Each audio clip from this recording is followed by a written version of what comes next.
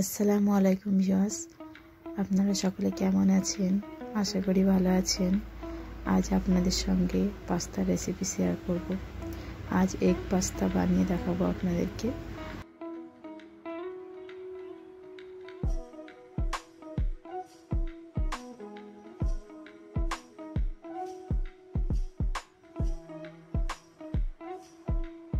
আমি কড়াইয়ে জল দিলাম পরিমাণ মতো। জলটা যখন ফুটে উঠবে তখন আমি পাস্তাটা দিয়ে দেব।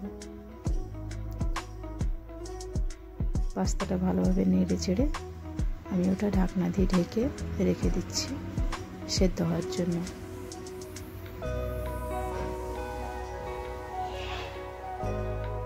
আমি ক্যাপসিকাম দিচ্ছি, একটা ক্যাপসিকামটা আমি কেটে নেব।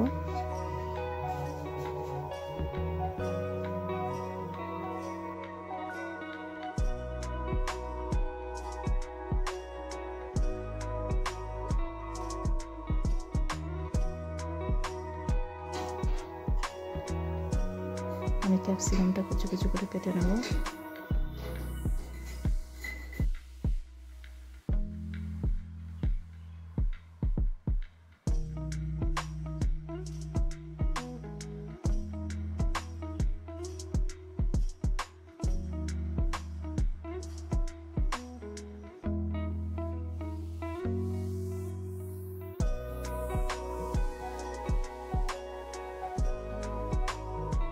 পেঁয়াজটা কেটে নিচ্ছি কুচি কুচি করে।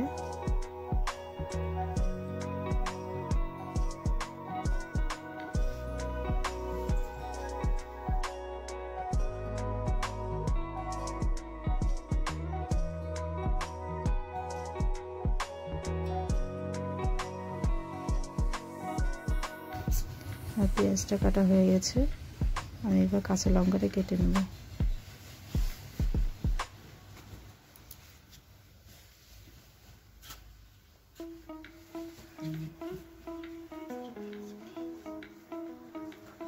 আমি ধনেপাতা দিচ্ছি, ধনেপাতাটা কুচি কুচি করে কেটে নিচ্ছি।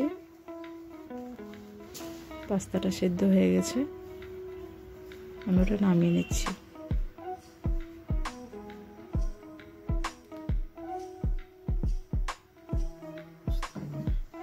আমি ফ্রাই প্যানে তেল দিয়ে ডিম দুটোকে ভেজে নেব।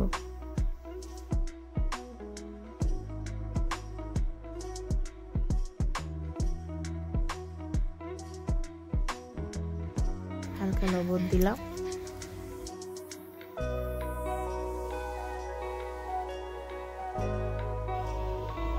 ডিমটা নেড়ে চেড়ে সুন্দর করে ভেজে নিচ্ছি।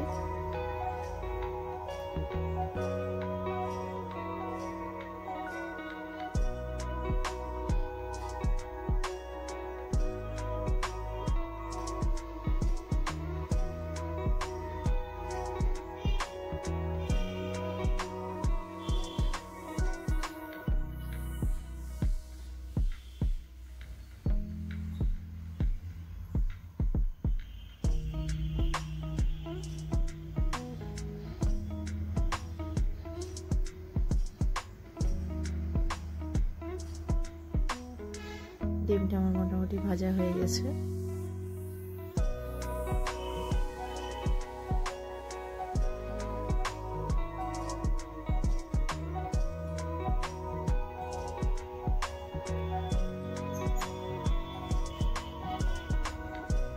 আমরা ডিমটা নামিয়ে নেব।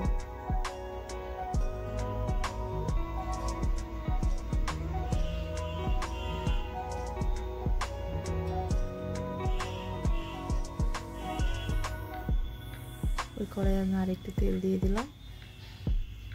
পেঁয়াজ আর কাঁচা লঙ্কাটা আমি দিয়ে দিলাম। পেঁয়াজ আর কাঁচা লঙ্কাটা একটু ভেজে নেব।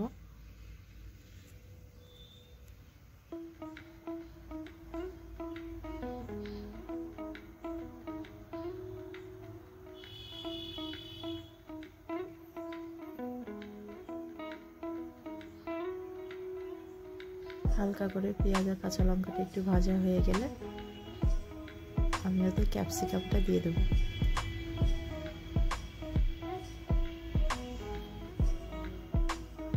ক্যাপসিকামটা হালকা করে ভেজে নেব। এগুলো বেশি ভাজতে হবে না, হালকা একটু ভেজে নিলেই হবে।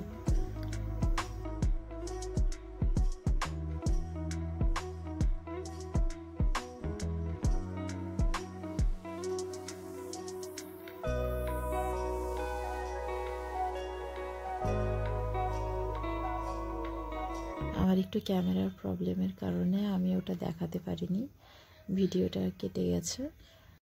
পাস্তাটা আর ডিমটা তারপর আমি দিয়ে দিয়েছি, আর সসটা দিয়ে দিচ্ছি। এবার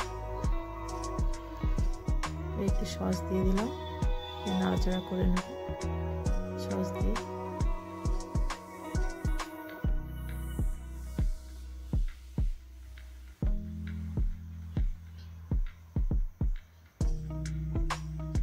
আমি লবণও দিয়েছি একটু, আপনারা পরিমাণ মতো লবণ দিয়ে নেবেন। আমি পরিমাণ মতো লবণ দিয়ে নিয়েছি। ধনের পাতাটা দিলাম,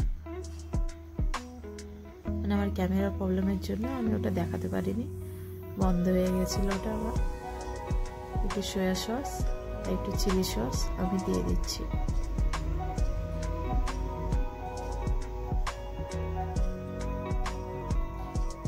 এইভাবে বানিয়ে দেখবেন, সত্যি খুব টেস্টি লাগে খেতে।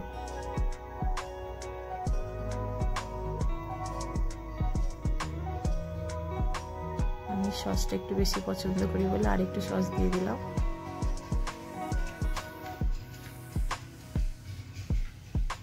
নেড়ে চেড়ে ভালো করে পুরোটা মাখিয়ে নেব। লবণটা একটু চেক করে দেখে নেবেন, লাগলে একটু দিয়ে দেবেন। আমার একটু লাগবে লবণ, আমি দিয়ে দিলাম।